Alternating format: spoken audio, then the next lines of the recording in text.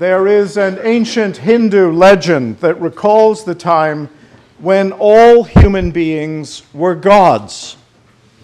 But the people lacked appreciation of their divine nature, and so the other gods decided to take it away from them. Brahma, the supreme god, wanted to hide human divinity where people would never find it. And he asked the other gods where they thought that could be. "Bury it deep in the earth," said one god. But Brahma thought that one day they would dig deep enough and find it in the earth. Another god wanted to sink it into the sea, but Brahma thought one day that they would learn to dive deep enough to find it and take it up again. "Take it to the highest mountaintop." But Brahma thought that humans were ambitious and they want to get to the top, and one day they would find a way to climb that mountain and claim their divinity.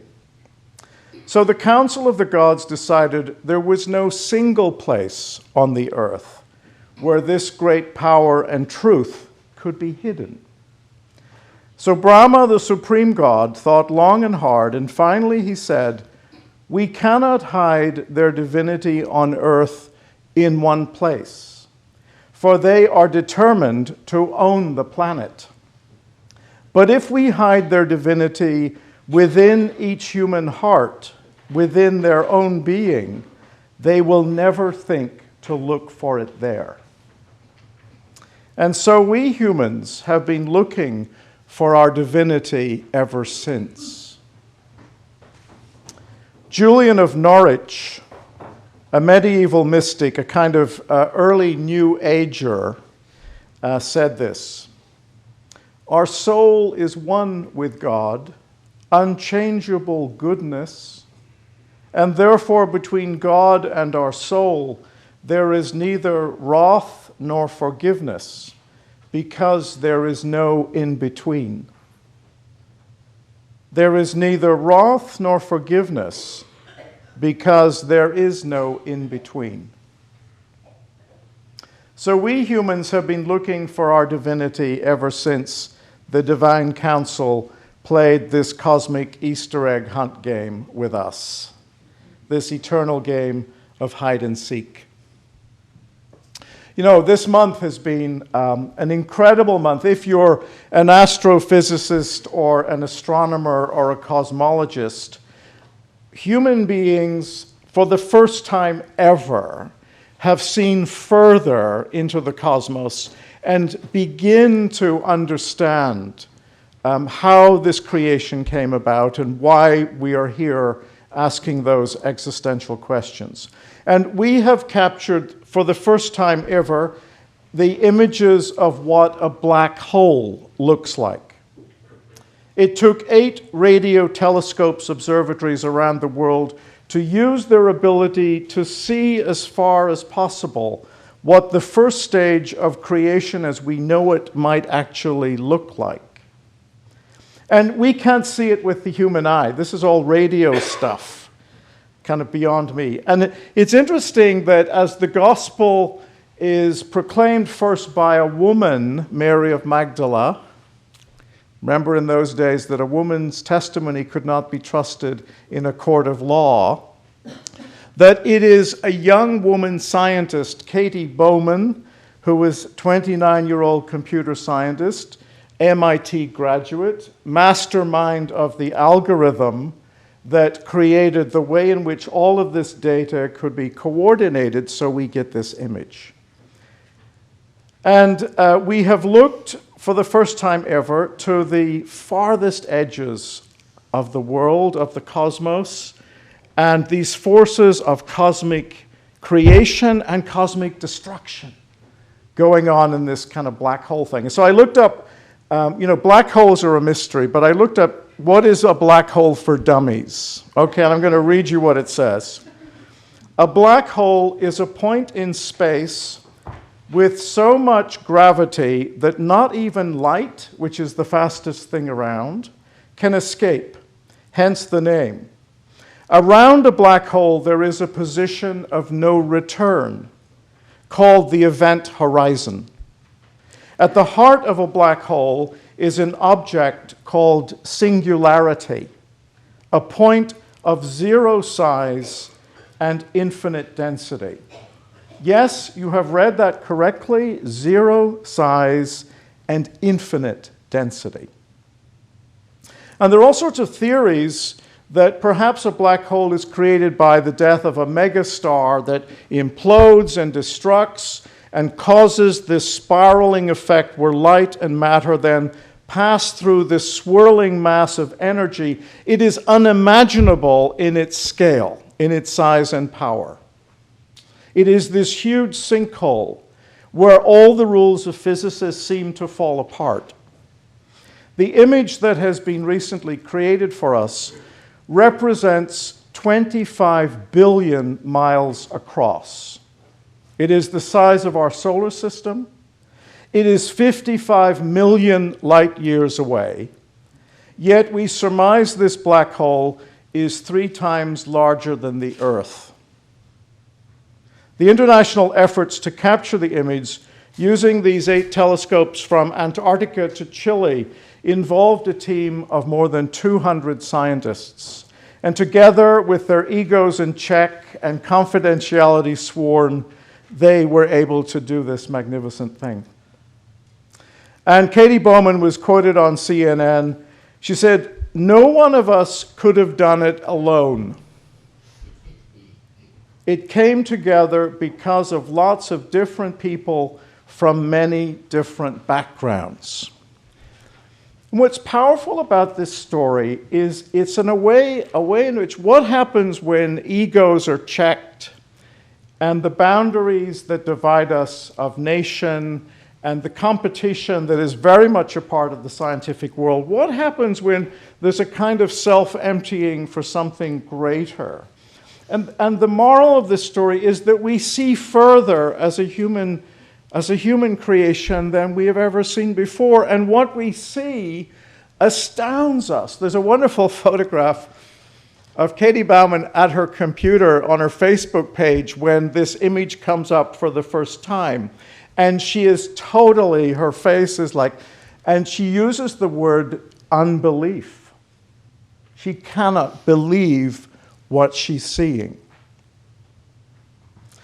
And the technology used is so precise that we can observe an orange sitting on the moon. Isn't that just extraordinary? So physicists have been waiting for this since 1916. And we know that every galaxy, even our own Milky Way, has a black hole. And that this group of scientists are now going to turn a little closer to home. And it's going to take about another 2 years to figure out how we capture that image right here in our own galaxy. And it's all about, we're on this journey, and the more we see, the more we don't know. And science is telling us that. Science is telling us something that theology has been struggling with for generations, for centuries and millennia. And in some ways, there's a kind of agnosticism in science. By that I mean of seeing what we do not know about our creation, and in particular, what happens inside a black hole.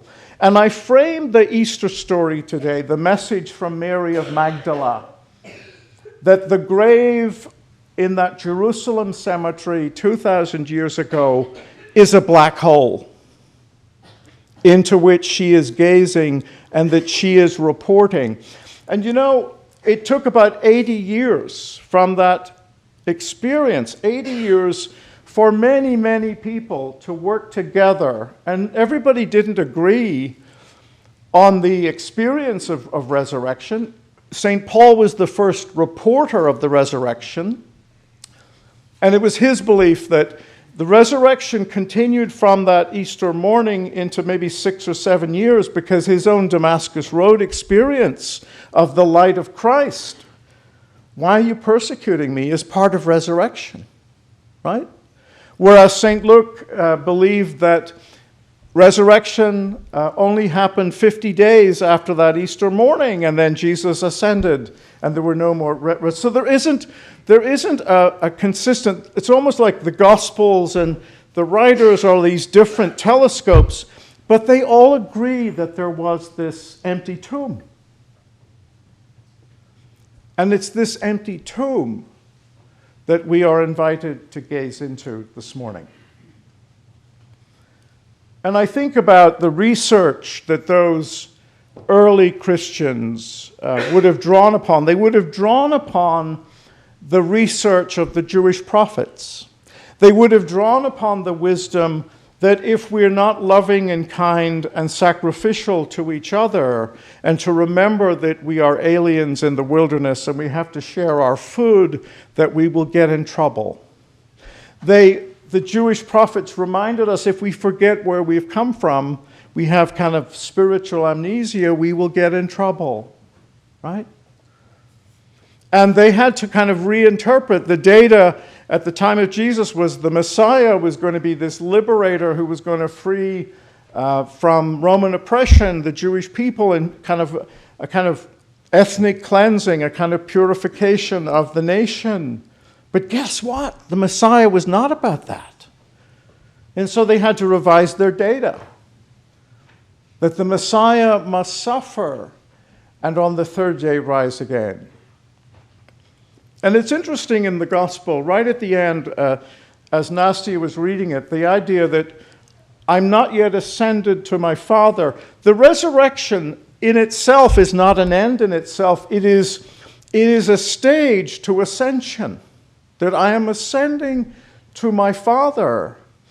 And I want you to think of the ascension, not necessarily in physical terms, but think about it as kind of human emergence, right? The scientists and the neuroscientists teach us that in our brain we have the reptile brain, right? We still have that part of our brain that is about fight and flight and survival, right? Instinct. But there's also another part of our brain, the neocortex, which is about consciousness and creativity and problem solving. And it's that neocortex that was in action with Katie Bauman and her 200 friends, right? And that the ascension of Jesus is also about the ascension of humanity into this part of us that is the divine part of us, that we sometimes forget is there. And so this story today, both the black hole in Jerusalem 2,000 years ago and the black hole that Katie Bauman helped to create, is kind of awesome mystery into which we're invited, but it is about this drawing together that we are part of something. Why are we here? We are part of something that we don't understand, but it's ultimately about relationship, that we are related to each other. When we hurt each other, when we hurt the planet, right? We kind of know that intuitively. One of the great joys this year was working with our confirmation class. Elliot, who read the second reading, was a part of that class. And we have this wonderful, intelligent, well-educated group of young people that are very much a part of the life of St. Peter's. And one of the great battles as I was getting into some of how, they were preparing for confirmation. And obviously, they are much more influenced by science than by what the church teaches in theology. And it's almost that there's this wall you can't believe. And for me, there's never been any disconnect between evolution and this mystery, because even the scientists are using the language of theology and poetry now to describe what they're seeing. So for me, there's never been a disconnect. But for a lot of our young people, the church seems irrelevant, and the creation in 5 or 6 days or whatever, or 7 days, whatever, that doesn't make sense anymore. But so we discovered on YouTube, there's a brilliant astrophysicist called Tom Chi. And Tom was one of the creators of Google. And he talks about the existence of God from a scientific point of view. And he says, the fact that we're all here, that our hearts are beating and blood is pumping through our veins and we're alive is because we have iron in our bodies. And iron only comes from one place, exploding galaxies and stars billions of years ago, and that dust is inside us. And that dust doesn't go away. We all come from the same place, and we're all going to the same place, and it's eternal. And he says that, religion, without all the science we know today, religion was trying to say the same thing thousands of years ago. We're all connected. We're all from the same place, and we're all going to the same place. And all the divisions and all the kind of us and them and all the stuff that turn on the news these days, that's a reality, but there's another reality that I think this resurrection story invites us to as we look to the ascension. Not all Christians would interpret the resurrection in this way. And part of the battle today, and part of the thing that, again, I think our young people, they want to reject, is a kind of denial of science and a kind of fundamentalist, literalist interpretation of the story, which creates more of a rift than a bridge, I think, to truth and destiny. One of the great advocates of building this bridge is Bishop Jack Spong, who was an Anglican bishop in Newark. And he characterizes a literalist interpretation of resurrection, what he calls giving a corpse a facelift. That on the surface, this theology of certainty has no place for the words of Jesus to his confused disciples about the questions that arise in your hearts. He says this: the task of the modern Christian is to learn how to read this story with an open heart, to hear it beneath the level of a narrow surface literalism. The task of the modern Christian is to have the living word that moves beneath the literal word of the Bible, that it will erupt to call a people into life and into the task of building an inclusive community where Christ is seen in all persons, where those in Christ can respect the dignity of every human being, and where all people can begin to respond to the presence of God that is over, under, around, and through all of life. Profound. There was a very important conversation at the beginning of the last century, 1927. The German theoretical physicist Werner Heisenberg, he formulated what is later to be known as the uncertainty principle. He proposed that the limits of our knowledge, by stating that more precisely we know the position of a given particle, the less precise our measurement is of its momentum, and vice versa. And he receives the Nobel Prize in Physics in 1932 for the creation of quantum mechanics. And his work went on to influence generations of scientists. And so Heisenberg has an important conversation on the relationship between religion and science with another Nobel laureate and quantum theory founder Niels Bohr. He says this: we ought to remember that religion uses language in quite a different way from science. The language of religion is more closely related to the language of poetry than to the language of science. True, we are inclined to think that science deals with information about objective facts and poetry with subjective feelings. Hence, we conclude that if religion does not indeed deal with objective truth, it ought to adopt the same criteria of truth as science. But I myself find the division of the world into an objective and a subjective side much too arbitrary. The fact that religions through the ages have spoken in images, parables, and paradoxes means simply that there are no other ways of grasping the reality to which they refer. But that does not mean that it is not a genuine reality. And splitting this reality into an objective and subjective side won't get us very far. And so the Hindu gods observed, we humans have been looking for our hidden divinity for some time now. Yet, in the words of Julian of Norwich, our soul is one with God, unchangeable goodness, and therefore between God and our soul there is neither wrath nor forgiveness, because there is no in between. Amen.